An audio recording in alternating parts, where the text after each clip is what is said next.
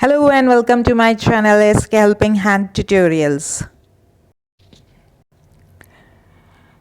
आज हम English remedial workbook कक्षा 9 की एक्सरसाइज 15 करेंगे। Parts of speech using same word as noun and verb. आपको एक ही शब्द का नाउन के रूप में और क्रिया के रूप में प्रयोग करना है।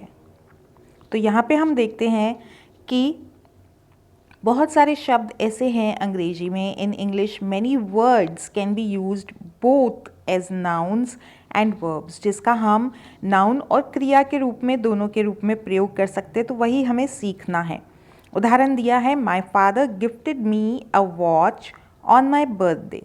तो वॉच यहाँ पर मेरे पिताजी ने मुझे वॉच दी, अर्थात एक घड़ी गिफ्ट करी। तो यहाँ पे घड़ी जो है वह संज्ञा है। Please watch the presentation. आप यह वीडियो को ध्यान से देखो। तो देखो, देखना क्या है?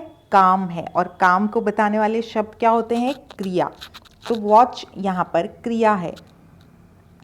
I work in the office till 7 o'clock। मैं ऑफिस में 7 बजे तक काम करता हूँ। आई वर्क, वर्क यहाँ पर क्रिया है।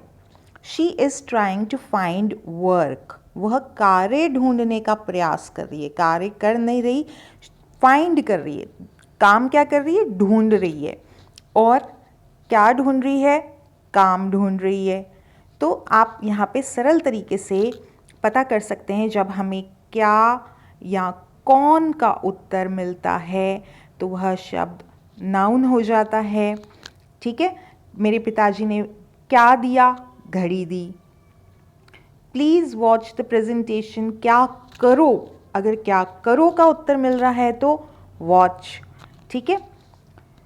I work in the office, क्या करते हो? काम करता हूँ। She is trying to find work, क्या ढूंढ रही है? हम वहाँ पे क्रिया, क्या करो, क्या ढूंढ रही है, उसके साथ में एक क्रिया वाला शब्द प्रश्न में पूछते हैं, तो वहाँ पे हम संज्ञा का प्रयोग कर रहे हैं। इस तरीके से आप पता कर सकते हैं कि शब्द जो है वो संज्ञा है या क्रिया है। आगे देखते हैं। अब आपको यहाँ पे शब्द दिए गए हैं, इनका प्रयोग आपको करना है संज्ञा के रूप में और फिर क्रिया के रूप में। लाइट, लाइट का अर्थ होता है रोशनी, और लाइट का अर्थ होता है जलाना, किसी चीज़ को जलाना। तो यहाँ पे हम पहला वाक्य देखेंगे, the lights were dim. Dim मतलब मध्यम, रोशनी जो थी बहुत ही कम थी। तो यहाँ पे रोशनी, कोई काम हम जला नहीं रहे हैं, रोशनी बहुत कम थी। ही लाइटेड अ कैंडल। कैंडल क्या होती है? मोमबत्ती। कैंडल क्या होती है? मोमबत्ती होती है। तो उससे कैंडल को जगाया, जलाया, चालू किया। तो लाइटेड यहाँ पर क्रिया है। विजिट, विजिट माने कहीं पे जाना। His visit to a zoo was memorable. उसकी जो यात्रा थी जू को, वो मेमोरेबल थी। ही विजिटेड अ जू, वह जू गया, वहाँ पर घूमने के लिए गया। येस्टरडे यानी बीता हुआ कल।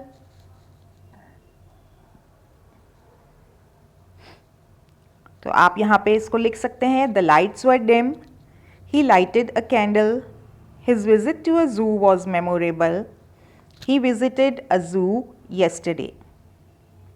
आगे देखेंगे इसको। Whistle, Ram bought a whistle for his child. Ram ने अपने बच्चे के लिए एक सीटी खरीदी। तो विसल का अर्थ होता है सीटी, और विसल का अर्थ जब क्रिया के रूप में होगा तो सीटी बजाना।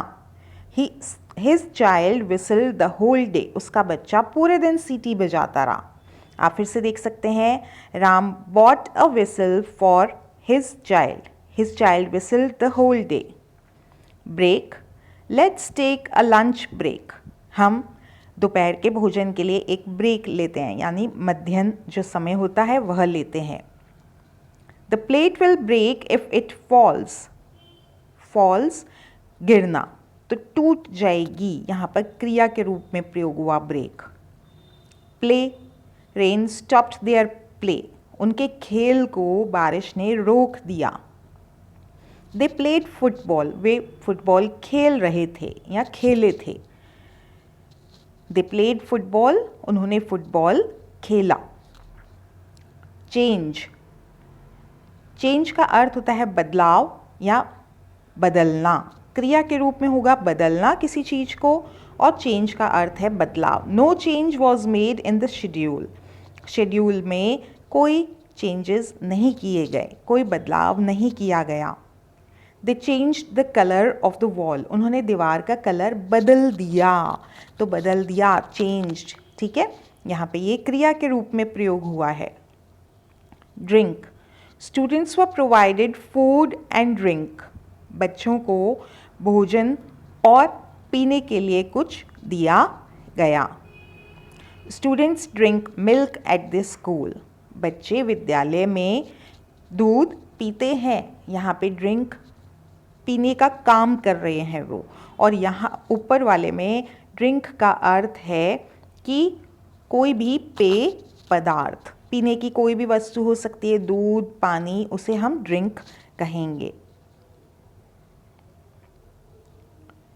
Promise, promise is meant to be kept, promise यानी कि वादा, वादा रखा जाना चाहिए। तो यहाँ पे हमें प्रॉमिस जो है नाउन के रूप में हम प्रयोग कर रहे हैं। ही प्रॉमिस्ड, उसने वादा किया, to bring a chocolate for me, उसने वादा किया हुआ मेरे लिए चॉकलेट लाएगा। तो आप यहाँ पे लिख सकते हैं इसको।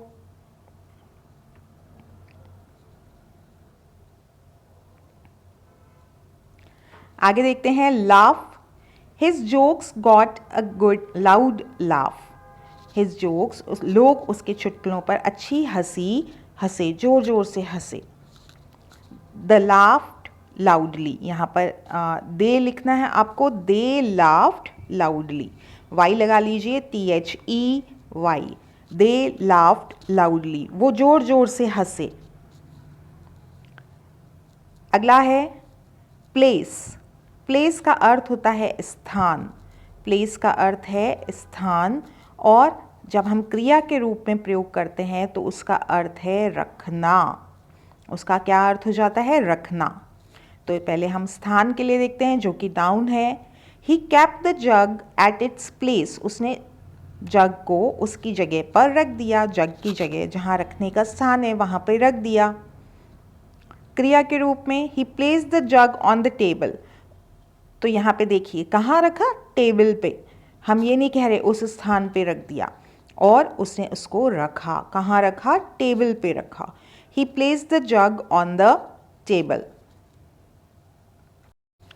तो अब आप यहाँ पे वीडियो को पॉज करके अपना काम कर सकते हैं, लिख लीजिए जल्दी से, और वीडियो को लाइक और शेयर ज़रूर कीजिए। कमेंट करके ज़रूर बताइएगा वीडियो कैसा लगा।